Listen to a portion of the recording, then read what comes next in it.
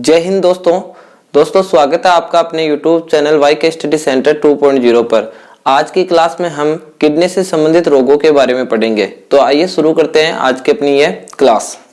आज हम पढ़ेंगे गुर्दे या किडनी से संबंधित बीमारी।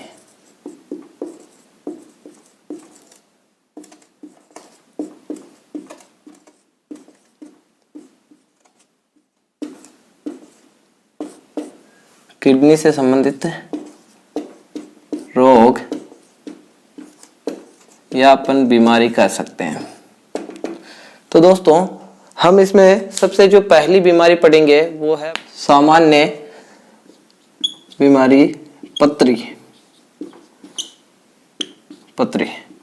ये क्या है? किडनी में सामान्य बीमारी है, आम लोगों के होती रहती है।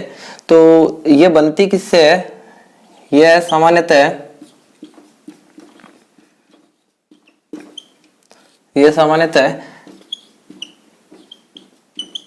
कैल्शियम ऑक्सीलेट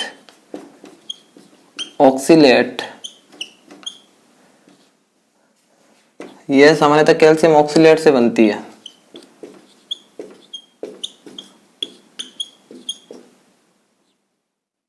किससे बनेगी? सामान्यतः कैल्शियम ऑक्सीलेट से। और ये कभी कभी कैल्शियम कार्बोनेट और कैल्शियम सिलिकेट से भी बनती है। तो यह कभी कभी कैल्शियम कार्बोनेट और कैल्शियम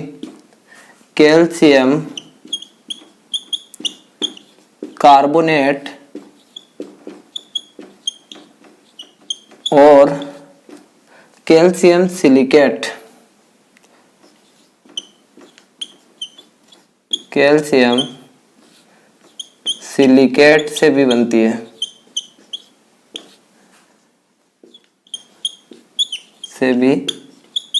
है। यानी दोस्तों मुख्यतः तो किससे बनेगी? कैल्शियम ऑक्सीलेट से, और कभी कभी कैल्शियम कार्बोनेट और कैल्शियम सिलिकेट से भी बनती है। अब अपन अगला बात करते हैं कि जो ये पथरी बनती है, इसको बाहर निकालने की जो प्रक्रिया है वो क्या कहलाती है? किडनी से पथरी को बाहर निकालने की प्रक्रिया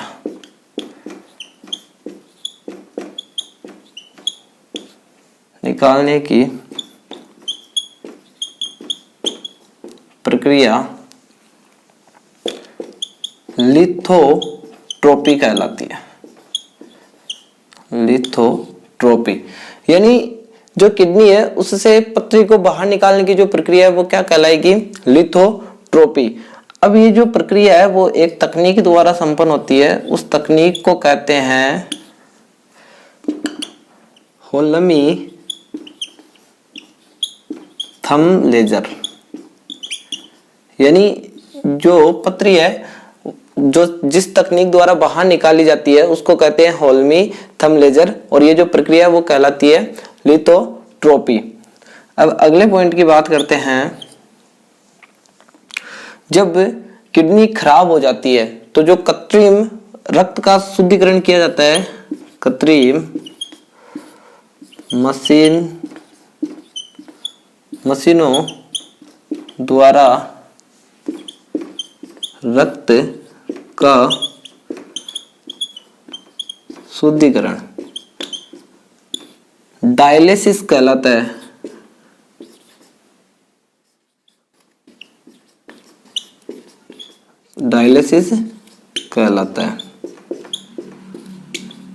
यानी दोस्तों जब किडनी खराब हो जाती है और कृत्रिम मशीनों द्वारा रक्त का शुद्धिकरण करवाया जाता है तो वह प्रक्रिया क्या कहलाती है? डायलिसिस कहलाती है। अब ये जो डायलिसिस की जो प्रक्रिया है, हमारे शरीर में जो नेफ्रॉन है उसका एक भाग है नेफ्रॉन के ग्लोमेरुलस, उनके ग्लोमेरुलस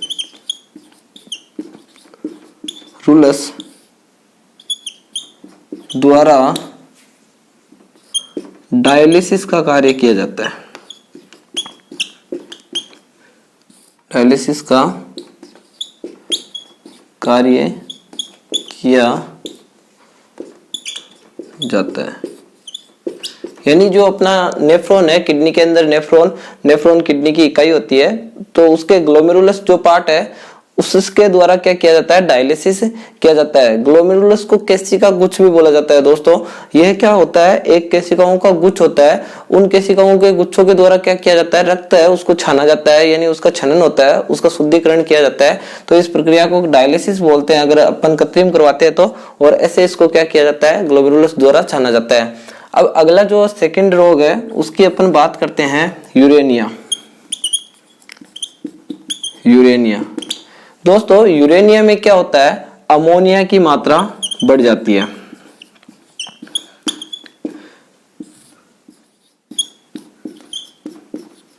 मात्रा बढ़ जाती है,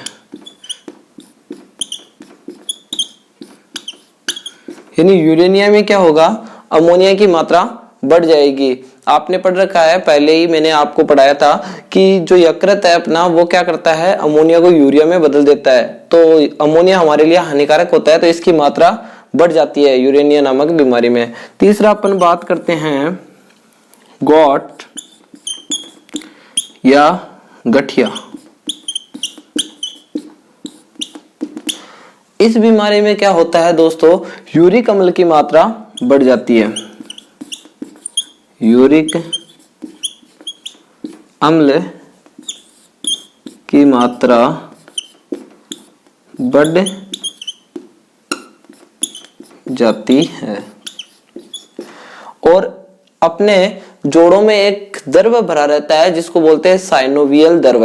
यानी जब गठिया हो जाता है तो अपने जो जोड़ों में साइनोवियल द्रव भरा रहता है उसकी मात्रा कम हो जाती है और यूरिक अम्ल की मात्रा बढ़ जाती है। आपने देखा होगा दोस्तों, कई बार अपनी हड्डियों से क्या होता है, कर कर की आवाज आती है या ऐसे चुई चुई बोलती है अपनी हड्डियां।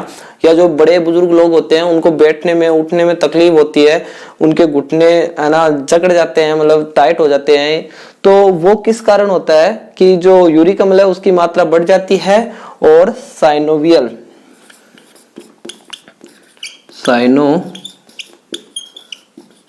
द्रव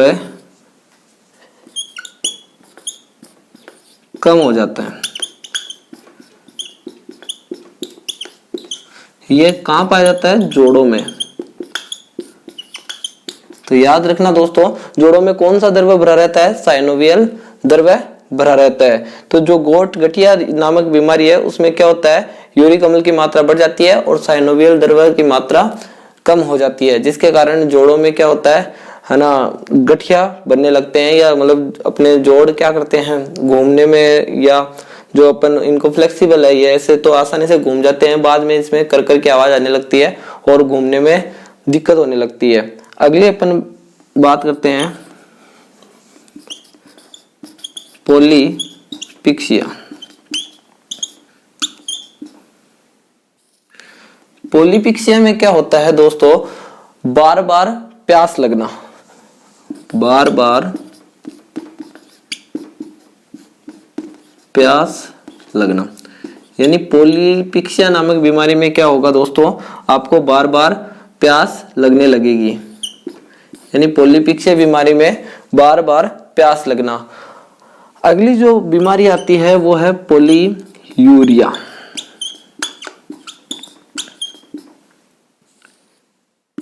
पोलीयूरिया में क्या होता है दोस्तों, बार बार पेशाब आना। यानी इस बीमारी में बार बार पेशाब आने लगती है। बार बार पेशाब आना, बार बार पेशाब आना। पोलीपिक्सिया में तो क्या होता है, बार बार प्यास लगती है, और पोलीयूरिया में क्या होता है, बार बार पेशाब आने लगती है। अगला अपन बात करते हैं हिमेचूरिया।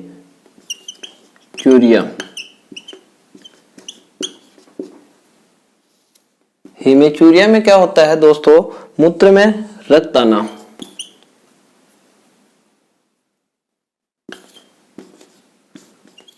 मूत्र में रक्त आना,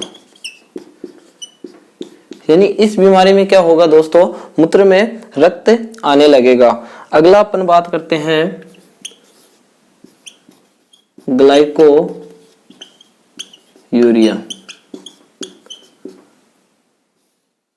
ग्लाइकोयूरिया नामक बीमारी में क्या होता है दोस्तों, मूत्र में ग्लूकोज आना।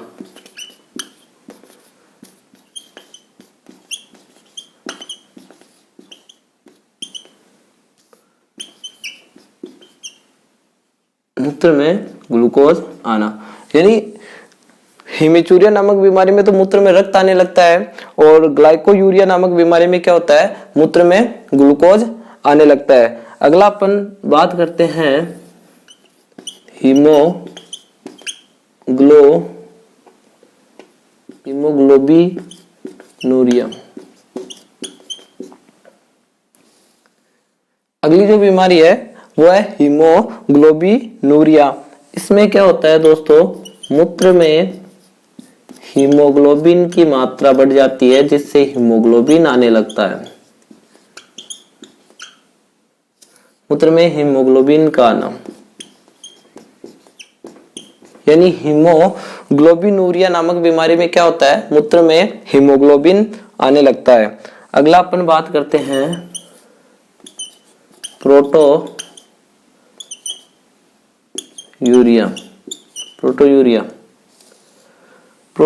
में क्या होता है दोस्तों, मूत्र में प्रोटीन आने लगता है। मूत्र में प्रोटीन का आना, यानी प्रोटोनूरिया नामक बीमारी में क्या होगा दोस्तों, मूत्र में प्रोटीन आने लगेगा। अब अपन दो और मुख्य पॉइंट की बात करते हैं। पहला, जो भूखा व्यक्ति होता है, भूखे व्यक्ति के मूत्र में NaCl निकलता है।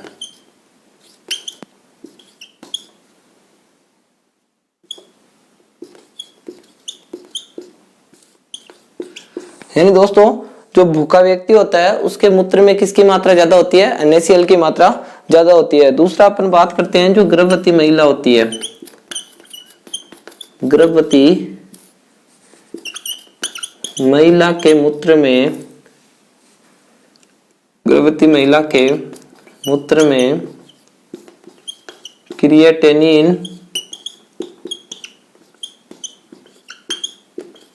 क्रिएटिनिन नामक पदार्थ निकलता है।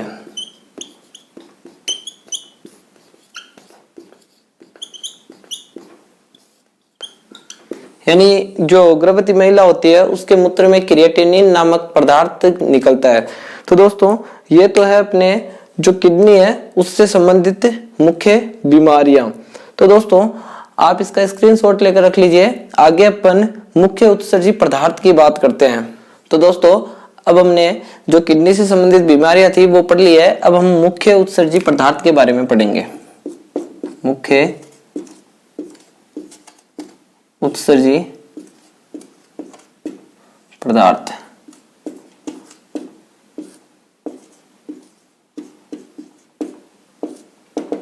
मुख्य उत्सर्जी पदार्थ में अपन सबसे पहला देखते हैं जो पादप में मुख्य उत्सर्जी पदार्थ है। पादप में दोस्तों मुख्य उत्सर्जी पदार्थ है लासा या गोंद। दोस्तों आपने देखा होगा, आप क्या करते हो, किसी पेड़ को अगर काट देते हो, ऐसे आपने किसी पेड़ को काट दिया, काटने के बाद आप 2-3 दिन बाद उस चोट पे देखोगे तो आपको एक चिपचिपा पदार्थ निकला दिखाई देगा। वो क्या है, जो पादप है उसका उत्सर्जित पदार्थ है जिसको अपन गोंद बोलते हैं। दूसरा अपन बात करते हैं यूरियोटेलिक।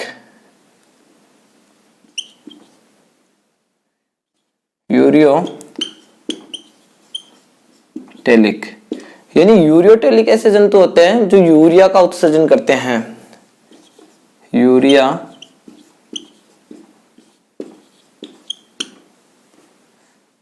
का उत्सर्जन करने वाले, यानी जो यूरिया का उत्सर्जन करते हैं उनको यूरियोटेलिक बोला जाता है। जैसे एग्जांपल देखते हैं अपन, जो मानव है या जो पशु है इनको अपन स्तनधारी बोल सकते हैं। यानी जो मुख्य उत्सर्जी पदार्थ है मानव का वो यूरिया होता है। तो मानव, पशु या स्तनधारी।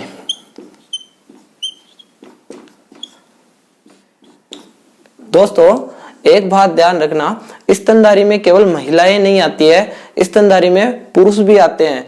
क्यों? क्योंकि दोस्तों जब बच्चा पैदा होता है तो महिला और पुरुष दोनों के पास स्तन होते हैं, लेकिन जैसे जैसे क्या होता है, जो बच्चा है वो बड़ा होता है तो जो महिला है उनके अंदर क्या होता है, फीमेल के अंदर स्तन ग्रंथियां पाई जाती है, जिसके कारण क्या होता है, उनके स्तनों का विकास हो जाता है और उनके स्तन उभर जाते हैं। और जो पुरुष है उनके अंदर स्तन ग्रंथियां नहीं पाई जाती है, जिसके कारण जो पुरुष है उनके स्तन पहले जैसे बचपन में रहते हैं वैसे के वैसे ही रहते हैं, उनके अंदर कोई विकास नहीं होता। लेकिन स्तनधारी में क्या होता है, फीमेल और मेल दोनों आते हैं, यानी महिला और पुरुष दोनों आएंगे। तीसरा अपन बात करते हैं यूरिकोटेलिक।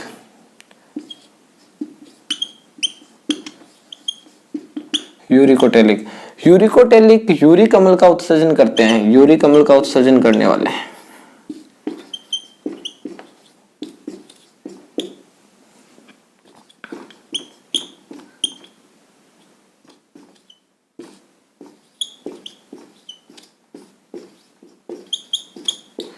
यानी ऐसे जीव जो यूरी कमल का उत्सर्जन करते हैं उसको आप क्या बोलोगे, यूरिकोटेलिक। क्या बोलोगे, यूरिकोटेलिक।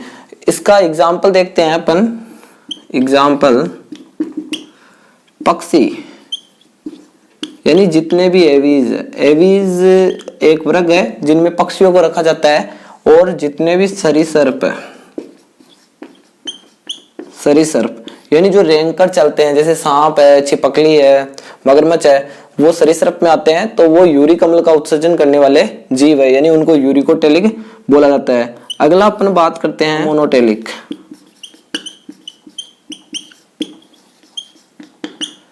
अमोनोटेलिक। अमोनोटेलिक ऐसे जंतु होते हैं जो अमोनिया का उत्सर्जन करते हैं,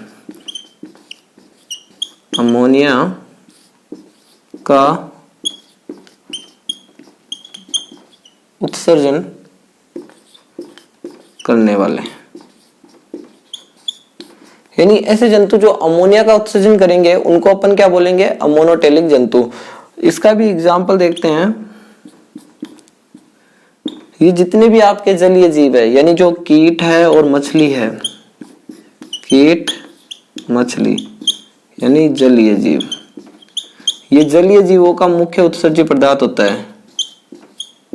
जितने भी जलीय जीव है उनका मुख्य उत्सर्जी पदार्थ अमोनिया होता है और मानव का मुख्य उत्सर्जी पदार्थ यूरिया होता है। अब ध्यान रखना दोस्तों, अपन ने पहले भी बात की थी, जो अमोनिया है वो क्या होता है, बहुत ही विषैला। अमोनिया बहुत ही विषैला पदार्थ होता है। अमोनिया एक विषैला पदार्थ होता है।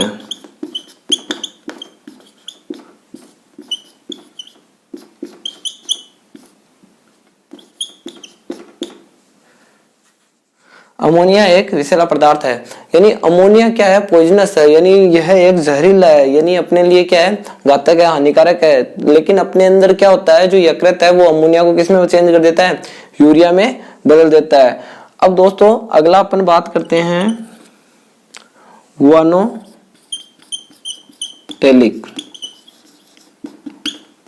गुआनोटेलिक ऐसे जंतु होते हैं जो गुआनिन का उत्सर्जन करते हैं।